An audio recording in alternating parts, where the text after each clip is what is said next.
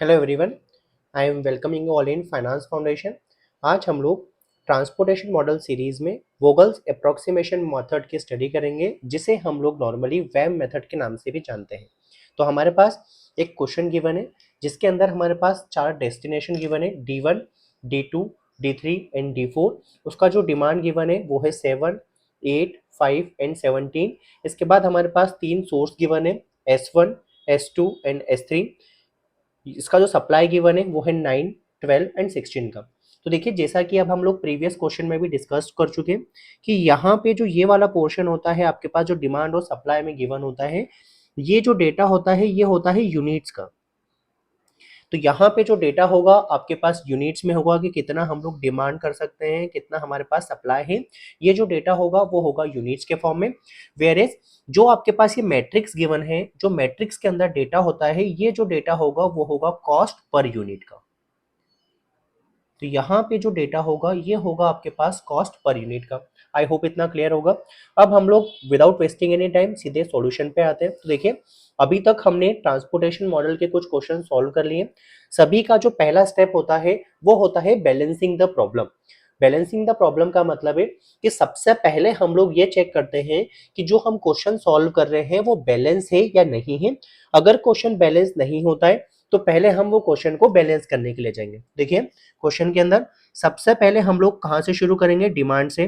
तो देखिए, डिमांड का हम लोग यहाँ पे टोटल फाइंड आउट करने के लिए जाएंगे। तो demand is equals to 7 plus 8 plus 5 and plus 17।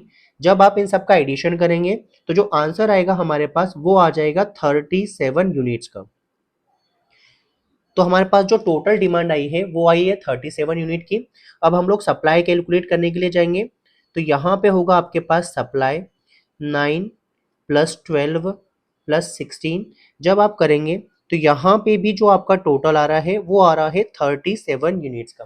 That means कि ये जो क्वेश्चन है हमारे पास, इसमें डिमांड और जो सप्लाई है वो एक दूसरे के बराबर है। तो यहाँ पे demand is equals to supply कितना हो गया है आपके पास? 37 यूनिट्स का। तो जब हमारे पास डिमांड और सप्लाई दोनों बराबर आ जाते हैं तो उसका मतलब है ये जो क्वेश्चन हमें गिवन है ये क्या है? बैलेंस। तो यहाँ पे आ जाएगा हमारे पास प्रॉब्लम इज बैलेंस्ड। तो जो हमारे पास प्रॉब्लम गिवन है क्वेश्चन में वो बैलेंस्ड है और हम लोग फर्दर सॉल्यूशन के लिए आगे जा सकते हैं। तो यहाँ पे हो गया है problem is balanced. I hope इतना क्लियर होगा। अब हम लोग क्या करेंगे? स्टेप 2 में आएंगे। स्टेप 2 में हम लोगों को क्या करना होता है? इनिशियल सॉल्यूशन फाइंड आउट करना होता है कि जो हम कर सकते हैं। तो उसको सॉल्व जो हमें करना है वो हमें करना है यहाँ पे वैम मेथड से। तो जो हम लोग यहाँ पे सॉल्व करेंगे वो किस मेथड से सॉल्व करना है? हमें वैम मेथड से। और वैम मेथड से सॉल्व करने के लिए हमें क्या निकालनी होती है? पेनल्टी। तो यहाँ पे हम लोग क्या करेंगे? पेनल्टी निकालेंगे। पेनल्टी हम लोग रो वाइज भी निकालेंगे और कॉलम वाइज भी निकालेंगे। सबसे पहले हम लोग फर्स्ट वाली रो को सॉल्व करने के लिए जाएंगे। तो यहाँ पे हमारे पास फर्स्ट रो में जो मिनिमम कॉस्ट गिवन है वो है 8 रुपीज पर यूनिट की। इससे जस्ट अबव वाली जो कॉस्ट है वो देके रखा है हमारे पास 17 रुपीज पर यूनिट का। हम लोग क्या करेंगे? दोनों का सब्ट्रैक्शन फाइंड आउट कर लेंगे। तो 17 में से 8 जब आप सब्ट्रैक्ट करेंगे तो फर्स्ट वाले जो रो है इसमें पेनल्टी आएगी हमारे पास 9 यूनिट की। अब हम लोग सेकेंड वाला जो रो है इसके लिए सॉल्व करने के लिए जाएंगे। तो सेकेंड वाली रो में जो हमारे पास मिनिमम कॉस्ट है वो देके रखा है 28 का। उससे जस्ट जो अबव कॉस्ट देके रखा है वो है 36 का। जब हम 36 में से 28 का सब्ट्रैक्शन करते हैं तो हमारे पास जो सेकेंड रो में पेनल्टी आ गई है वो आ गई है 8 रुपीज की। अब हम लोग थर्ड वाली जो रो है उसको सॉल्व करने के लिए जाएंगे। तो यहाँ पे जो मिनिमम कॉस्ट है वो है 4, जस्ट अबव जो कॉस्ट है वो है 10। तो 10 में से जब 6 का सब्ट्रैक्शन किया तो जो पेनल्टी आ गई थर्ड वाली रो के लिए वो आ गई है 4 रुपीज। अब हम लोग कॉलम वाइज पेनल्टी निकालने के लिए जाएंगे। तो यहाँ पे हो जाएगा आपके पास पेनल्टी। अब हम लोग सबसे पहले फर्स्ट वाले कॉलम के लिए जाएंगे। तो फर्स्ट वाले कॉलम में जो मिनिमम जो कॉस्ट है वो है 17। उससे जस्ट जो अबव कॉस्ट देके रखा है वो है 30। 30 में से जब हम 17 का सब्ट्रैक्शन करेंगे तो जो आंसर आएगा वो आएगा आपके पास 30। सेकेंड वाले कॉलम में गए, जो मिनिमम कॉस्ट थी वो थी 6, सेकेंड मिनिमम जो थी वो थी 26। तो 26 में से जब हम 6 का सब्ट्रैक्शन कर देंगे तो सेकेंड वाले कॉलम में जो पेनल्टी आई है हमारे पास वो आ गई है 20 की। थर्ड वाले कॉलम में देखिए जो मिनिमम कॉस्ट है वो है 36, जस्ट अबाउ जो कॉस्ट है वो है 38। 38 में से जब हम 36 का सब्ट्रैक्शन करेंगे तो आ जाएगा हमारे पास 2। फोर्थ वाले कॉलम में जो मिनिमम कॉस्ट है वो है यहाँ पे 8 रुपीज की। जस्ट अबाउ जो कॉस्ट है वो है 10 की।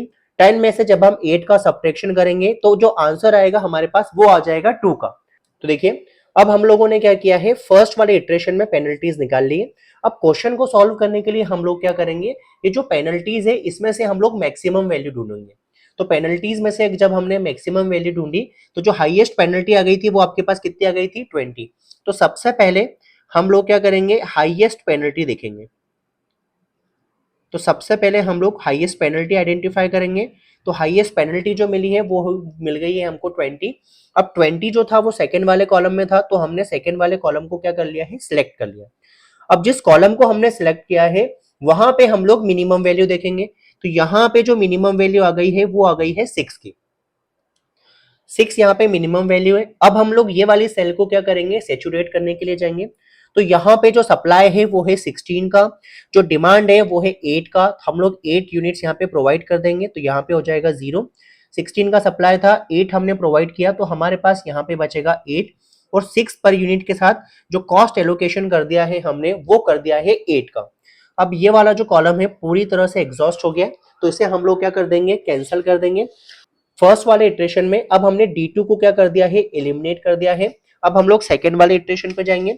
तो सेकंड वाले इटरेशन में जो हमारे पास वैल्यू होगी वो होगी D1, D3 एंड D4 की। तो यहाँ पे आ गया D1, D3 and D4। Supply है हमारे पास S1, S2 एंड S3। जो S1 का सप्लाई था वो था यहाँ पे 9 का, तो यहाँ पे 9 यूनिट्स हो गया। S2 का जो सप्लाई था वो था 12 का। S3 का अब जो रिमेनिंग सप्लाई है वो है 8 का। अब देखिए, अब हम लोग डिमांड लिखेंगे। तो जो D1 के लिए जो डिमांड है वो है 7, D3 के लिए जो डिमांड है वो है 5 और D4 के लिए जो डिमांड है वो है यहाँ पे 17 का। अब देखिए जो फर्स्ट इटरेशन में हमने प्रोसेस किया था, सेम वही प्रोसेस को हम लोग क्या करेंगे, रिपीट करेंगे। तो यहाँ पे हम लोग निकालेंगे पेनल्टी। तो यहाँ पे हेड हो गया है हमारे पास पेनल्टी। जो मिनिमम वैल्यू है हमारे पास वो है यहाँ पे कॉस्ट के फॉर्म में 8। जस्ट अबाउ जो कॉस्ट है वो है 17। तो 17 में से जब हमने 8 का सब्ट्रैक्शन किया तो जो पेनल्टी आई है वो आई है हमारे पास 9। सेकेंड वाली रो में हम लोग आएंगे। जो मिनिमम कॉस्ट है वो है 36। जस्ट अबाउ जो कॉस्ट है वो है 45। जब हम 45 में से 36 का सब्ट्रैक्शन करेंगे तो यहाँ पे जो आंसर आएगा वो आएगा 9 का। थर्ड वाली रो में हम लोग आएंगे। जो मिनिमम कॉस्ट है वो है 10। जस्ट अबाउ जो कॉस्ट है वो है 20। जब हम 30 जब हम 30 में से 10 का सब्ट्रैक्शन करेंगे तो जो हमारे पास पेनल्टी आई है वो आई है 20 की। अब हम लोग कॉलम्स की पेनल्टी निकालने के लिए जाएंगे। तो यहाँ पे हम लोग लिखेंगे पेनल्टी। फर्स्ट वाले कॉलम में जो मिनिमम वैल्यू है वो है 17 की। सेकेंड मिनिमम जो है वो है 30 की। 30 में से हमने 17 का सब्ट्रैक्शन किया तो जो वैल्यू हमारे पास आई है पेनल्टी की वो आई है 13। D3 कॉलम में जाएंगे। जो मिनिमम कॉस्ट है वो है 36 की। जस्ट अबाउट जो कॉस्ट है वो है 38 की। 38 माइनस 36 किया तो जो वैल्यू आई है वो आई है 2 की। D4 में जाएंगे। जो मिनिमम कॉस्ट है वो है 8। जस्ट अबाउट जो कॉस्ट है वो है 10। 10 में से जब हम 8 का सब्ट्रैक्शन करेंगे तो जो पेनल्टी हमारे पास आएगी वो आएगी 2 की। अब देखिए यहाँ पे जो हाईएस्ट पेनल्टी है वो है 20। तो 20 का मतलब है कि अब हम लोग थर्ड वाली रो को क्या करेंगे, सिलेक्ट करेंगे। थर्ड वाली रो में हम लोग मिनिमम कॉस्ट को आइडेंटिफाई करेंगे। तो यहाँ पे जो मिनिमम कॉस्ट है थर्ड रो में वो आ गई है 10 की। 10 के साथ जो डिमांड है वो है 17 की। जो सप्लाई है वो है 8 की। हम लोग इसको क्या करेंगे, प्रोवाइड करेंगे। तो सप्लाई हम लोग 8 की प्रोवाइड की तो यहाँ पे हुआ 0। डिमांड 17 का था, हमने 8 प्रोवाइड किया तो जो हमारे पास डिमांड बचा है वो बचा है 9 का।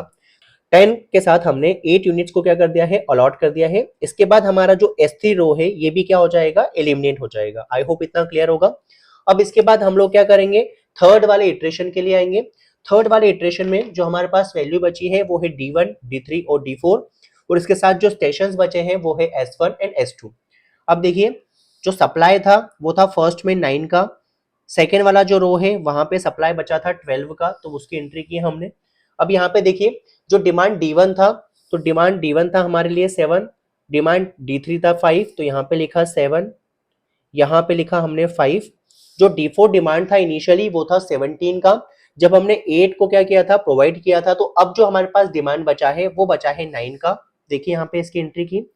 अब फिर से हम लोग वेम मॉडल में पेनल्टी निकालेंगे, तो यहाँ पे हम लोग पेनल्टी निकालने के लिए जाएंगे। तो यहाँ पे पेनल्टी मिनिमम वैल्यू है 8, जस्ट अबाउ जो वैल्यू है वो है 17। 17 में से जब हम 8 का सब्ट्रैक्शन करेंगे तो यहाँ पे जो पेनल्टी आ रही है वो आ रही है 9 की। इसके बाद सेकेंड वाली रो के लिए जाएंगे, जो मिनिमम वैल्यू है वो है 36 की, जस्ट अबाउ जो वैल्यू है वो है 45 की।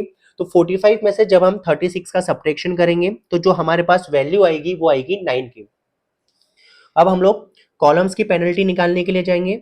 तो कॉलम की पेनल्टी निकालने के लिए अब हम लोग फर्स्ट वाले कॉलम में वैल्यूज को आइडेंटिफाई किया, मिनिमम है 17, अबव वाली है 50। तो 50 में से जब हम 17 का सब्ट्रैक्शन करेंगे तो जो वैल्यू आएगी हमारे पास वो आ जाएगी 33।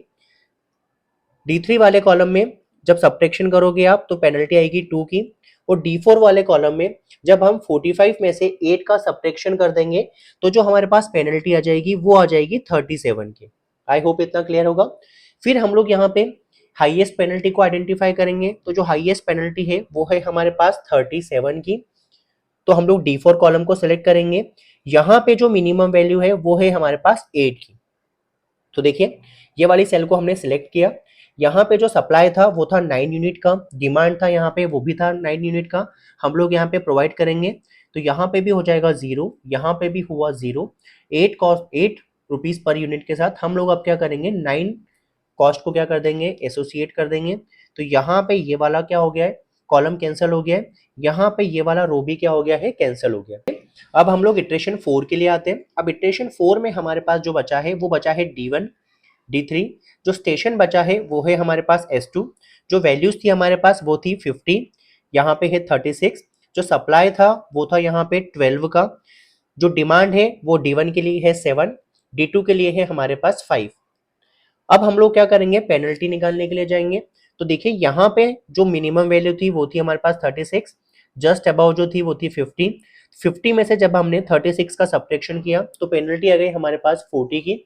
अब हम लोग कॉलम वाइज पेनल्टी निकालेंगे। तो यहाँ पे देखिए क्योंकि D1 के साथ 50 के अलावा और कोई एंट्री नहीं थी, तो ये वाली जो कॉस्ट है यही हमारे लिए क्या हो जाएगी, पेनल्टी। तो फोर्थ इटरेशन में D1 कॉलम के लिए जो पेनल्टी हो गई वो हो गई 50 की।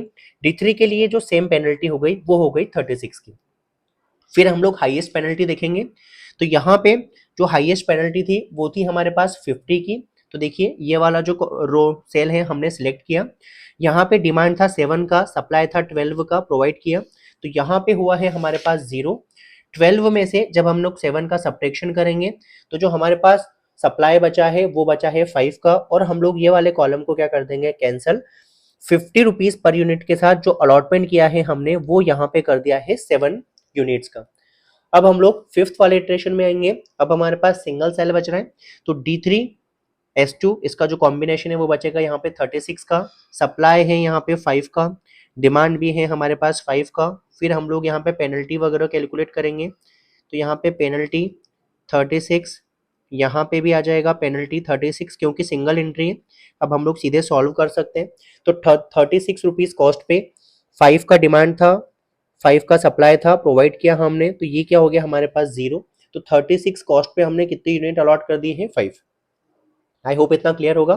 अब हम लोगों ने क्या किया है, क्वेश्चन के अंदर अलॉटमेंट कर दिया था। अब जो हमारे अलॉटमेंट है उसकी वैल्यूज को हम लोग अब क्या करेंगे, सॉल्यूशंस के अंदर पुट कर देंगे। तो देखिए जो फर्स्ट वाला हमारा इटरेशन था इसमें हमने क्या किया था, 6 रुपीज पर यूनिट के साथ जो अलॉटमेंट किया था वो किया था 8 का।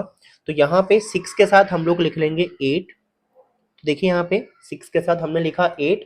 जो सेकेंड वाला इटरेशन था, सेकेंड वाले इटरेशन में 10 रुपीज पर यूनिट के साथ जो हमने अलॉटमेंट किया था वो किया था 8 का। तो देखिए यहाँ पे 10 के साथ जो अलॉटमेंट किया है हमने वो किया है 8 यूनिट्स का। अब थर्ड वाले के लिए देखिएगा, थर्ड वाले इटरेशन में हमने 8 रुपीज पर यूनिट के साथ जो अलॉटमेंट किया है वो किया है 9 का। तो यहाँ पे 8 के साथ जो हमने अलॉटमेंट किया है वो आ गया है यहाँ पे 9। फोर्थ वाले कॉलम में 50 रुपीज पर यूनिट के साथ जो हमने अलॉटमेंट किया है वो किया है 7 का। तो 50 के साथ जो अलॉटमेंट हो गया है वो हो गया है 7। इसके बाद लास्ट वाले जो इटरेशन है इसमें हमने 36 रुपीज के साथ 5 का अलॉटमेंट किया है। तो देखिए 36 के साथ हमने यहाँ पे 5 का अलॉटमेंट कर दिया है।